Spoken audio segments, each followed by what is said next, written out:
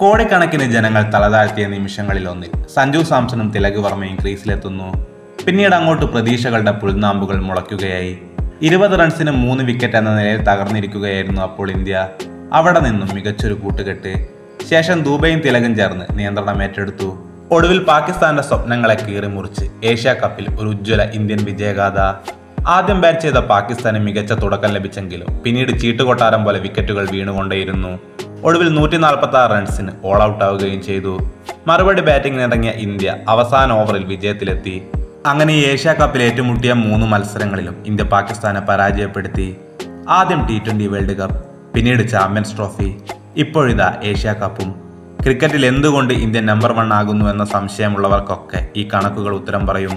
പാകിസ്ഥാന് മേലൊരു ഫൈനൽ വിജയം കൂടെയാകുമ്പോൾ ആഹ്ലാദങ്ങൾക്ക് മധുരമേറുകയും ചെയ്യും. വിജയങ്ങൾ തുടരട്ടെ, ഇന്ത്യൻ ടീം കുതിക്കട്ടെ. കൂടുതൽ ക്രിക്കറ്റ് വാർത്തകൾക്കായി ഈ ചാനൽ മറക്കാതെ സബ്സ്ക്രൈബ് ചെയ്യൂ.